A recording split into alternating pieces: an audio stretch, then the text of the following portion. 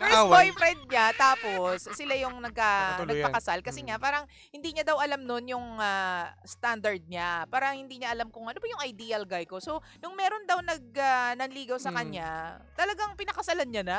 Sinagot niya na. Yun yung hirap. Ang point ko dito is yung parang, di ba, sabi ko nga sa inyo, ang pagpapakasal dapat pag-iisipan nyo mabuti at Totoo talagang buong desisyon. Buong desisyon. Diba, hindi naman isang araw lang sa linggo. Oo. Eto na kagad, sige, okay na, go na ako. At Kasal hindi, na tayo. at nakakatawa lang na yun yung ideal guy niya, Oo. na-realize niya na meron pala siyang ganong, alam mo yun, ideal guy. Ako Nung kasal na. Alam mo, na-realize ko, Oo. malandi pala siya. Ano ba? Kasi, Oo. di ba pasin mo? Kasi partner, tingnan mo, may nangyayari sa kanilang Oo, dalawa habang grabe. meron siyang asawa. Talagang, Nako, eto muna reaction ko sa kanya. oh, Nakakatawa ka, girl. nakakatawa. Bomba na. Hindi. Ito. Anong bomba? Hindi, bomba ng ano eh, nakagulatan tayo eh. Binomba tayo eh. Kasi nga, di ba, kasal eh. Bomba na. Kasal kasi, di ba? Tapos, ang lakas pa ng loob na babae pang gumawa ng ganyang pagkakamali. Oo. Pero, kung ako ngayon, magbibigay na agad ako ng ano, final say ko dito, partner. Oo, sige, gusto mo yan eh. Dito, ang magandang gawin nyo dito, mamili ka na. Oo. Talaga? Papipiliin mo na Oo, agad? Oo, kasi ang hirap na maipilit mo pa yung sarili mo dun sa ayaw mo. Ako nahihirapan ako doon sa part na, at naaawa ako doon sa part na hindi alam, walang kaalam-alam yung asawa niya. Oo. Na gusto na magkaanak ng asawa niya, pero yung babae pala, ayaw magkaanak sa kanya. Parang dahil didiri pa siya. Oo. Magiging tikbalang yung anak natin. Hoy! May mga ganun Hindi kasi. niya kasi gusto yung magiging itsura daw Kasi, kung doon sa di ba? asawa. Di ba, nakakapanghinayang din. Well, hindi natin masisisi kasi itong mga to eh. Dahil dala ng mga, siguro, pagiging mapusok, Oo. kasal-kasal kagad. Kumbaga, naano lang ako dito na naawa lang din ako sa lalaki. Alam mo partner, ito ang tanong dyan. Kapag ba nag-asawa ka, is it a question of I like him? Gusto ko na siya? Ideal guy ko ba siya? Siguro sa akin, pag ikaw nagpakasal, buong desisyon na habang buhay mo dadalhin yun eh. Ano ba yung mga qualifications? Kumbaga, siya na talaga yung ang makakasama mo habang buhay, siya na yung kakampi mo, Oo. pagkakatiwalaan mo, ibibigay mo Oo. ang lahat para sa kanya, maging masaya kayo. Dapat package deal na Package yan deal, eh. oo. Hindi yung Exactly. gwapo to. Oo. Sige nga, papakasalan ko kahit medyo masama yung ugali. Pero hindi natin Hindi ganun Pero part na meron kasing iba na like yung mga kababaihan, no, na ang Oo. gusto naman talaga, ideal naman nila is mga gwapo, maganda katawan, di ba? May abs. Oo, pero alam mo yun, yung superficial lang yun eh. Sa yun labas pa lang yung yun basihan. eh. Diba? Nakakainis kayo ha. Yung pabasihan na ang gwapo ay dapat ay Tuloy-tuloy. nakikita sa panglabas na kaanyuan. Ako kasi siguro sa una talaga, may attraction kasi tayo na tinatawag. Mm. So, yung panglabas na anyo talaga, parang yun yung unang mapapansin mo, Oo. manonotice mo. Pero habang tumatagal, habang lumalalim Oo. dapat 'di ba, palalim yung Yes, relasyon. oo. Hindi yung for the longest time doon ka lang nakatingin Tama. sa mukha kaya mo Oo. siya pakakasalan. Dapat bukod sa itsura, meron pang dagdag na marespeto to, Oo. responsible to, Religyoso. religyoso, committed to, Oo. magaling siyang mag-provide, Yes. inaalagaan niya ako. Dapat ganun eh. Tsaka ang tanong ko nga sa kanya, ano ba yung nagustuhan mo sa kanya? Bakit mo pinakasalan? Di ba, syempre, Okay. di ba, yung doon sa best friend niya na pinakasalan niya ngayon, ano ba yung nagustuhan mo sa kanya? Mm. Sa bagay, hindi kasi natin hindi natin masasabi ang buong story ng buhay nila. Kasi kapag nagsama ng mag-asawa sa isang bubong, magkakalabasan ng baho yan eh. Ayan, tama Diba? ka dyan. Dyan natin malalaman. Hindi natin masasabi talaga din eh. Totoo yan ha, Pangga Malalaman mo lang ang totoong kulay at Oo. ugali talaga ng asawa mo. Tama. Kapag nakasama mo na siya sa iisang bubong. Yes, diba? Iba kasi yung ibang level. Ito, makinig kayo mabuti. Ibang level sa mga magjojowa, ang mga akala mo, ay, ganito siguro to pag napakasal, mas lalong sweet siya. Hindi, minsan talaga, pag sa isang bubong kayo, lalabas ang ugali, may masamang ugali pala to. Minsan, pag nag-away kayo, hindi ka pala niya aamuhin. Totoo. Minsan, hindi ka pagluluto. Totoo. Minsan, bebetchinin ka pa. Bakit ka babetchinin naman? Ganon, At may saka mga talagang ugali. yung iba kasi ang isipin nila, kilig-kiliger. So, sige, Oo. overnight tayo ng mga 2-3 Yan. araw. Ang sweet nun. Mm. Honeymoon stage yung 2-3 araw, Oo. pero try mong makasama yan ng 2-3 Oo. taon. Actually, short pa nga yun Yes, eh, oo. di ba? Ano eh, di ba sabi nga nila, minsan lalabas. Sabi ng mga matatanda, Mm. kasi sa bagay, hindi natin masisisi. May mga matatandang sinungaling na rin. Hoy! Pero sa mga naano ko, na may mga matatanda nagsabi na masusubukan mo o masusubukan nyo ang isang relasyon kapag umabot kayo ng 5 hanggang 7 taon. Oh. Ganun yan. Tama ka dyan. Diyan mo malalaman kung sa gabi ba nahahati ba yung katawan niya.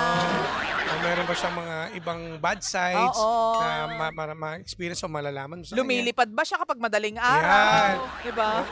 Takot pa siya sa bawang. Yeah. Minsan ba, akala mo lagi siya naliligo, yung pala pabango lang. Oo. Puro pabango lang. Totoo yan. Tapos kunwari, diet, di ba? Sa Oo. social media, diet. Pero sa Pala, totoo, mas isang wala. balawbaw yung Oo. kanin, di ba? Mas marami pa siya kinakain kaysa sa'yo. Hoy, may mga ganyang babae, Totoo. Yung anliliit ng katawan, Oo. pero kung kumain, kala mo, Oo. talo pa yung mga construction worker na nagtrabaho maghapon. Oo, sobra. Totoo yan. Diba? Pero sa mga ganyang sa mga ganyang sitwasyon, okay lang yan, which is given naman yan. Tanggap Totoo, naman natin. totoo. Pero yung mga bagay na hindi ko pala gusto to, may gwapo pala akong gusto, hindi pala ikaw yung dapat kong pinakasalan. May pagsisisi kasi sa May dulo pagsisisi. Kaya kayo, hindi po parang kanin yan na sinasabi ng mga lola natin na ang pagpapakasal, hindi ang kanin na mainit na susubo mo lang at bigla mo lang luluwa. Oo, 'di ba? Ano 'yan, commitment 'yan. Kaya nga hindi minamadali ang pagpapakasal. Naku, naalala ko na naman tuloy. Ano yung partner? 'Di ba itong parang nawala na bride Ay, to oo, be? ang dami ka naglalabasan Oh, na. yung dami naglalabasan Ano, ha. ano? Pag-usapan lang natin ng very very light. Konti lang. Basta ako, may nabasa-basa ako. Nasa Baguio daw, ganyan. Uy, kasi hinulaan siya nung manghuhula. Oo. Manghuhula. Ayan nga. Oo. Talagang yung asawa, yung ginamit yung card, si Jay Costura. Oo. Kilala mo ba yun? Kilala ko rin yun si Jay. Oo, yung sikat na manghula nga. Ang sabi, nandyan daw siya sa bandang Pangasinan, Baguio, Oo, ganyan. Nagpapalamig with a friend. With a friend! May tumutulong daw na babae kasi nga parang cold feet. Na ano Mm. daw to? Parang kinabahan, Mm. ganyan. Dahil dahil nga sa financial, Mm. parang yun yung mga nakita ko kaya ganun yung babae. Tuliro, Oo. at kumbaga gulong-gulo yung isipan niya. Ang sabi dun sa hula, parang matagal niya na daw pinaplano na umalis. Mm. Oo. Tapos ngayon, nagkaroon na siya ng pagkakataon. Pero na umalis. maling pagkakataon yun kasi planado na eh. Yun nga. Sana noon pa lang na sinisimulan yun, magsabi ka na. Kung kailan pa, di ba? May schedule na eh, di ba? Schedule partner? na. Oo, kaya naman pala huling. Ito yung sinasabi natin, Jim, noong isang araw off mic. Ano yun? Magpapakasal na pero wala sapatos pa. Yun, Ilang araw na lang. oo, nga, totoo. Hindi natin alam. Ang dami pwede. Siguro, maintindihan pa namin kapag yung sa simbahan, bulibok, ganyan. Oo, ganyan. Sapatos, kahit nasa kanto, makakabili ka niyan eh. Diba? Ba't pumunta ka pa sa mall? Ang dami-dami malalapit lang dyan. Tsaka ilang kembot na lang kasal mo na, saka ka palang well. Anyways, ang sabi nga dito is natatakot bumalik kasi nga alam niya na trending siya. Mm-mm. Yun ito base lang naman sa mga hula, no? Sabi-sabi natin. Tsaka bakit ka matatakot kung alam mo naman ikaw naman yung makapagsabi ng katotohanan? Oo. Sana bumalik ka na, Sana no? lumantad ka. Sana lumantad! Lumantad, no? Pero dito sa ating letter sender na si Gia, Jim, ano ang last words natin for her? Ang sa akin, mamili ka na. Mamili ka na. Yun lang nakikita ko sa store. Kasi kahit ipilit namin na ayusin yan, hindi mo maayos yan eh. May nangyari na sa inyo eh. Oo. Kausapin mo at mamili ka na kung sino talaga pipiliin mo sa kanila. Ang babae pa naman, Jim, kapag may nangyari na sa kanila nung isang lalaki, emotionally involved na siya eh. Yes, totoo. Diba? Magiging emotional ka na with him. Mm. So, ako, okay na yun Ikaw, sa'yo. okay na ako Ako dun. para sa akin, Ikaw. partner, bilang niloko mo yung asawa mo Mm. for this guy, Mm. piliin mo na tong lalaki na to. No? Kasi kung talagang mahal mo ng malala yung asawa mo, wag na natin isipin yung kung hindi siya kagawapuhan, yung panglabas na itsura. Wag natin isipin yun eh. Dapat ang tinitingnan mo dyan yung kalooban mo. Yes, kung ano yung nasa puso mo. Oo. Sundin Sundin mo. mo. Ow! Diba? Hindi kasi in the long run, lahat naman tayo magiging kulubot. Lahat naman tayo, alam mo yun, Dadaan magiging tayo mukhang talaga. pandesal. Lahat, oo. Diba? Talagang magiging dugyutin Mm. tayo at times. Pero alam mo, kung talagang mahal mo yung isang tao, pipiliin mo siya over and over and over Yes. again. Hindi sa labas na kanyo yan talaga. Yun nga, diba? Kung paano, yung tipong hindi ka iiwan niya hanggang sa dulo ng mundo. Totoo. Hanggang Ang sa taray mo dulo. doon! Hanggang sa dulo! Ano yun? Ano kanta yun? Ewan ko rin sa'yo. Wala Nag-invento lang. ka. Yun lang So, naman. sana, alamin mo yun, maayos mo yung sarili mo. Kung ayaw mo man pumili sa panahon na to, ayusin mo muna yung sarili mo, no? Oo, pwede. Pumirme ka, Pwede kang siguro, pwede ka magpahinga. Pahinga ka. Umuwi ka muna doon sa parents mo. O kaya, Mingi ka ng mga advice sa kanila kung tama ba yung magiging decision mo. Kailangan pa rin ng gabay na magulang. kaya, maligo ka ng asin para mawala yung kati. Naku, pagkakita ko yung dalawa ng Johan, baka batuin ko kayo ng asin. Sabuyan ko kayo. Tsaka lang ng tubig na mainit. Kaya, alam mo Masyado yung mainit. naglalakad kayo sa naglalakad kayo sa mall, biglang may nagkaroon ng asin. Pinaghiwalay. Akala Diyos ko mo, po. worm. Ay, Worm! Ay! Ay, naku. Mahilig sa bomba! Ay, nakakaloka kayo. 8:44 na po ng nagmamagandang umaga.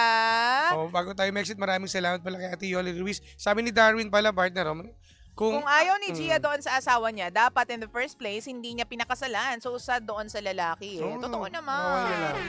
Nakakasad talaga doon sa part ng lalaki. Wag mo nang pahabain. Oo. Wag mo nang patagalin. Kausapin, mamili ka na. Oo. Tsaka alam mo, i-check mo yung karakter mo Kasi magpapaulit-ulit yan kapag di mo sinolusyonan yan. Kasi ibig sabihin, ganyan ka bilang tao. Tama. Diba? Sa kahigad. Ay! Sorry. Aray ko, naipit yung kuko ko. Huwag kang ganyan. Ay, sorry. Pero kasi real talk lang. Yan nga yung tinatawag natin. Real talk. Sa akin may halong sampal yun. Oo. Ay, ikaw talaga, Jim. Violent yarn. Monday tayo yarn. Oo. Di ba? Wala, pinag-init ulo natin Well, anyways, at least nagsabi sa atin. Yun naman ang very, very important. Okay lang yan. Diba? Pamili ka ha. At tabalitaan mo kami.